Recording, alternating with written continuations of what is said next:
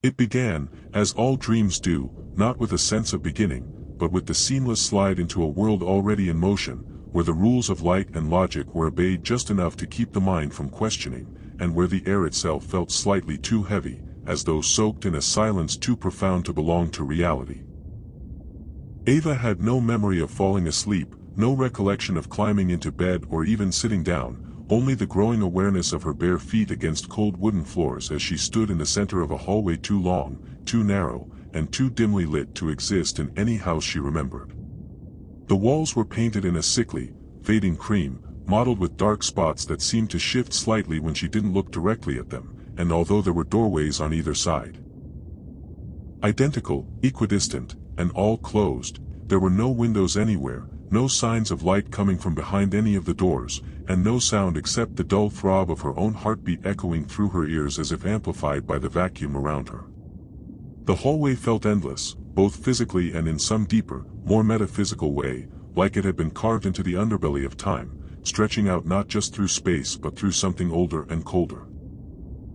Ava called out, her voice sounding oddly muffled, as though the walls soaked up the sound before it could escape her lips. The name, she said, Caleb, felt foreign in her mouth, not because she didn't know a Caleb, but because it carried the weight of memory she couldn't place, as though she were reciting someone else's grief, someone else's fear. No response came. Only the low hum of fluorescent lights above her, flickering slightly, like the world itself was struggling to maintain cohesion. Driven more by dread than curiosity, she turned the knob on the nearest door and stepped inside, only to find herself back in the same hallway, identical in every detail, the scuffed floorboards, the humming lights, the faint moldy smell, but now the door she had just opened was gone, and she realized, with the cold stab of rising panic, that she was no longer walking through the house but within it, like a fly inside a sealed jar. There were noises now, faint at first. Scraping sounds, like nails dragged across wood, coming from behind the other doors, rhythmic tapping, wet breathing just out of sight.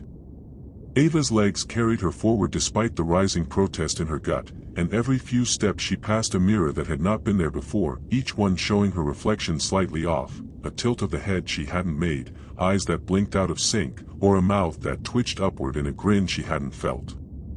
And then one door opened on its own.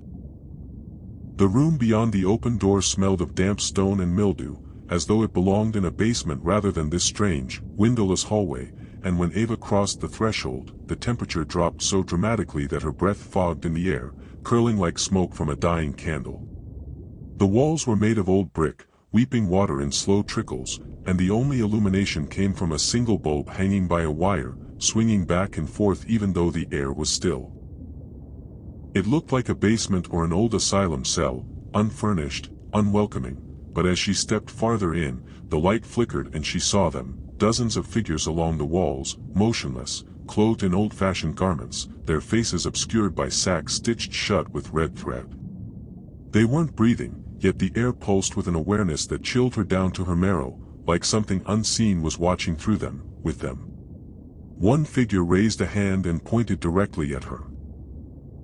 Ava screamed, stumbling backward, but her feet betrayed her, refused to move fast enough, and she fell against the brick, skin scraping raw, pain blossoming along her spine as she scrambled upright.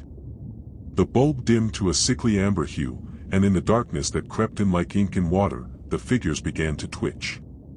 Heads tilted. Shoulders cracked.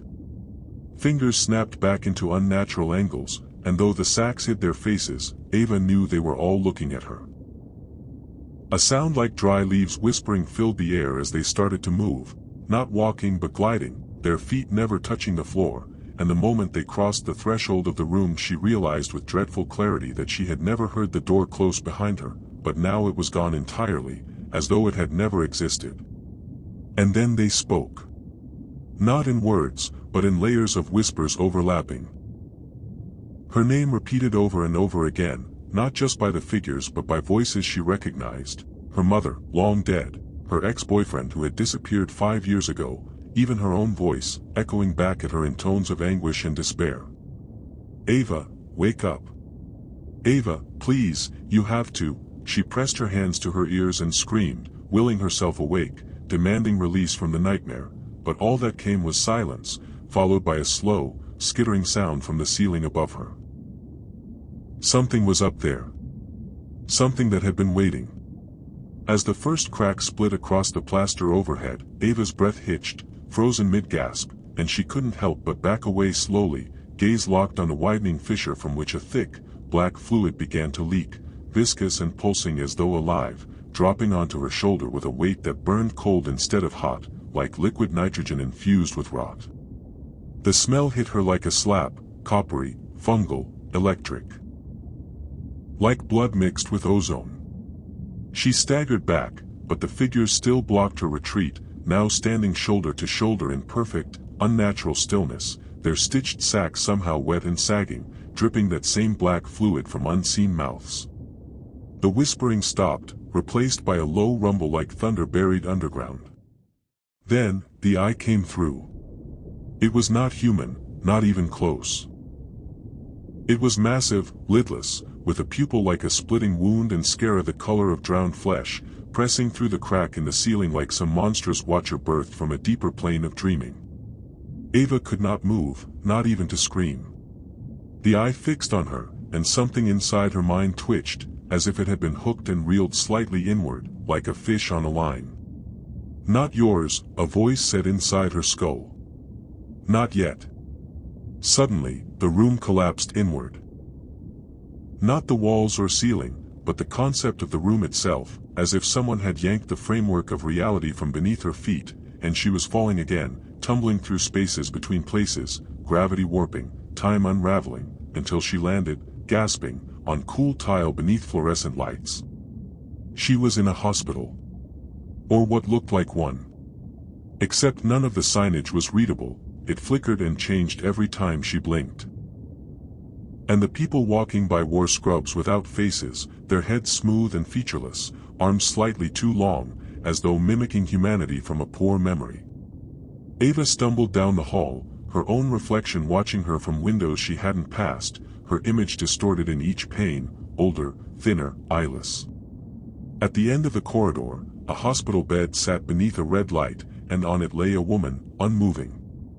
It was Ava.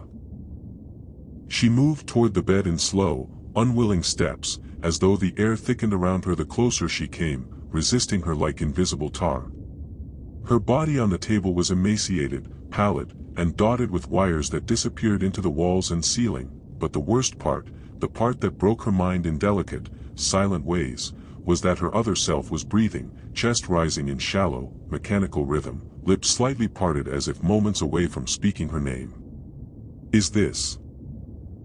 she whispered, unable to finish the question, because the answer was already crawling up the back of her throat like bile. The machines around the bed beeped out a rhythm, not of a heartbeat but of something, older. Deeper. It wasn't monitoring her, it was feeding her. Sustaining the dream.